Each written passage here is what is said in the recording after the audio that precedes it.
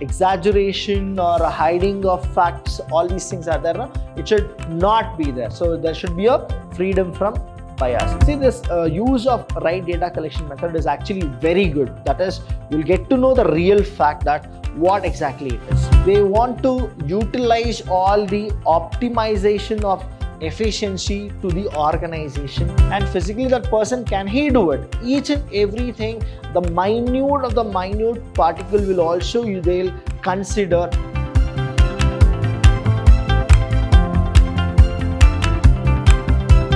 Hello everybody, a warm welcome to one and all. I'm Abhilash Chandra from the Department of Commerce and Management in Vidhyashram First Grade College, the Temple of Excellence. Welcome to all the students here.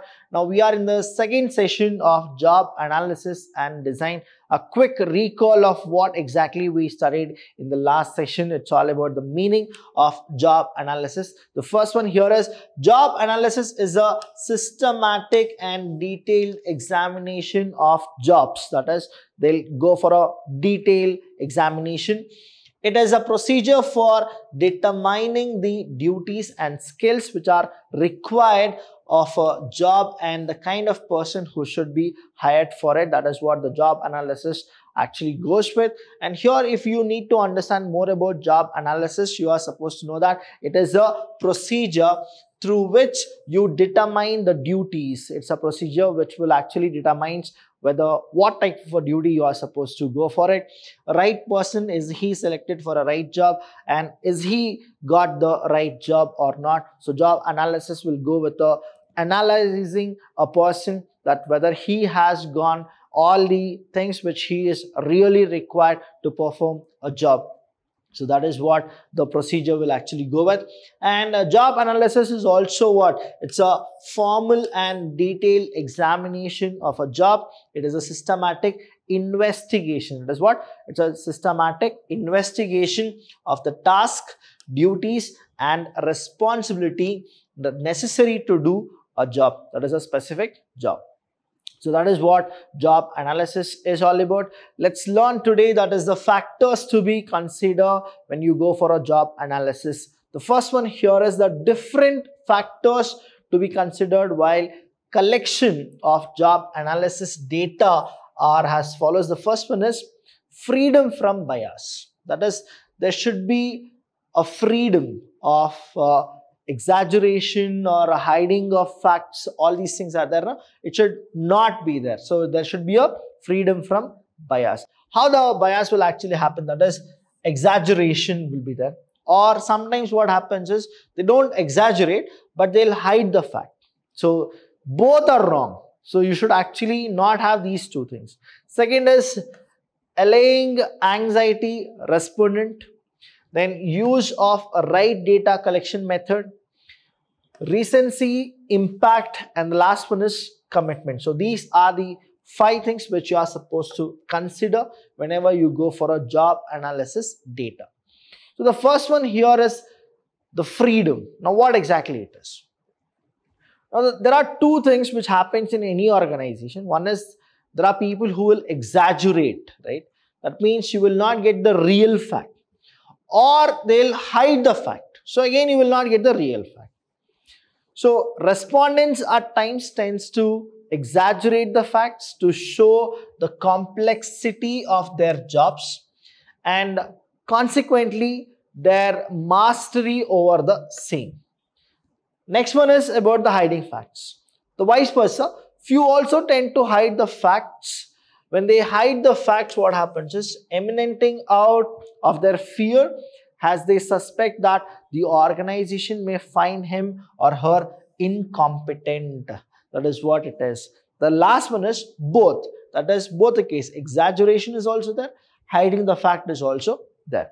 That is both exaggeration and hiding of fact will lead to erroneous data, and hence care should be taken by the data collector that such bias do not occur. So this is the mandatory thing which you are supposed to consider whenever you go for any factor of job analysis. The second one here is analyzing anxiety respondents.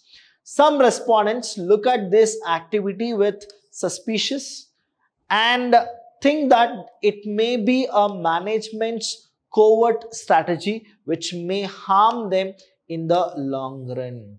So they always have a problem saying that, oh, something the top management is doing, they are doing it only for us, we will be actually not there in the company for a long run. All this anxiety they'll actually get to know, and then the job analysis factors will be a problem. Allaying all such fears and anxiety is very important to ensure correctness and consistency of data. The minute the employees feel that, oh, this is the employer's game, they are going with a strategy kind of a thing, now what happens is collecting the data will have a problem, because there are some added version or deleted version. Use of right data collection method. So see, this use of right data collection method is actually very good. That is, you'll get to know the real fact that what exactly it is. Now, choosing a right data collection method is very important is conducting the job analysis, because out of the various methods available, the method which suits best must be selected, and not necessarily the best method. It can be a good method which can actually suit and which can give you a real figure about a person's job or the person's job analysis, that is a proper description about what the person can do it and what the person should do it. So you should get a proper information, and that to what a right data collection methodology should be used while analyzing a job analysis. Recency, impact and commitment. Now here respondent tends to talk about their job aspects more which have occurred recently, or they have been more involved in the recent past, while ignoring other dimensions. See, many of the people, they go with the recency impact, right? They will not take about the past, what they have done. So that is where you will actually have a problem. You will only think about, okay, right now I'm doing all these things. These are the things which I'm getting it done. Now you shouldn't forget about what you have done earlier also. Interviewer must ensure that such errors do not occur and guide the respondents in overcoming these bias. Now, if the respondent have a problem, and the interviewer should actually solve the problem rather not highlight the problems. Commitment. Now, the commitment of the top management, line functions and finally the HR department is paramount to ensure the success of job analysis. Now, whenever we go for an interview, the respondent should have a commitment. The HR manager should have a commitment towards the respondent. And again, it is finally what the line function management also should have the same commitment. Only then you can actually achieve a proper job analysis, or else what happens is there is a lot of difficulty in preparing a proper and stagnant job analysis decisions. Now, aspects of job analysis. What are the aspects? There are different aspects of job analysis. The first one here is job analysis establishes the structural functional delineation of an organization according to the classic paradigm of administrative theory. Now, there is a paradigm administration theory which says that the job analysis will be establishing the structural and functional of an organization. Now, again, one more analysis says that job analysis deals with responsibilities, defining roles, delineating scope and authority at each level of the organization. And the third analysis is all about, it answers the important utilitarian call of optimizing organizational efficiency through maximizing individual capabilities. As per the system paradigm, the organizational theory, that is here the analysis is all what? That is, one thing is what? It actually gives you the functional and structural. Functional and structural.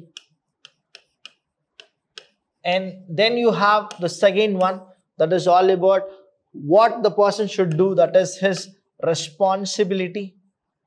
responsibilities, his roles, and delineation or delineating the aspect. So that these are the things which they have the analysis of the job analysis, that is the aspects which they actually go with. And they also says that the third one, it's all about they want to utilize all the optimization of efficiency to the organization through the other capability of the individual as well as the group. And next one, if we go with the same aspects of job analysis, they also says that it basically deals with job study. They basically deal with job study, what a person should actually get in a organization, the specific task, the specific job, that is what they go with. It studies very detailed, special and specific, exhaustive on job, that is who should do what. As per scientific management percepts, the job analysis describes work process in detail on physical demands at work, physical conditions of work, and also human relation and behavior. That is, physically is it possible or not, then the demand for the work, that is who is gonna do it, and physically that person, can he do it, each and everything, the minute of the minute particle will also they'll consider when they go for a proper job analysis. And these are the aspect which enhances a job analysis to the standard level.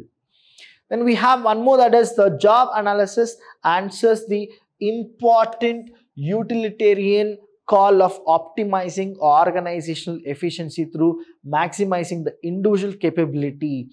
Here what happens is we actually go with all these aspects, and then we get to know that job analysis and their aspects are very much productive for human resource management as well as the personal management. When you go with the personal management and human resource management, try to understand we are only making them better for the organizational betterment. So if I select 100 employees and I have, say, more work to be allotted, now for each and every person I'll go for a proper job analysis so that each and every person can give their 100%. And then what happens is the proper division of work and division of labor can be given to each one of them. After a month or 2 months, while doing the same job, now I can understand that there are few people who can do the job properly and there are people who cannot do the job properly. Now again what happens, it's like a trial and error method of job analysis, that can he do it or he can't do it. Again, to understand that, I really require so many more months or so many days to spend with each and every employee, and then we can figure out that for each and every job, what are the qualifications needed, what are the skills needed, what are the knowledges needed, and regarding those things we can actually come up with few of the training sessions and the development skills so that each and every person can be accustomed to the organization as well as to learn more of organization process in the coming days. So through job analysis, we can actually get to know that who can go with more productivity, how can actually we get the things done very fast, and it should actually increase the organization as well as the individual's behavior. So these are the things which are the importance, the aspects of job analysis. If you have any doubt regarding this, please do call us. We are always there to help you. Thank you so much. I'll see you when I see you.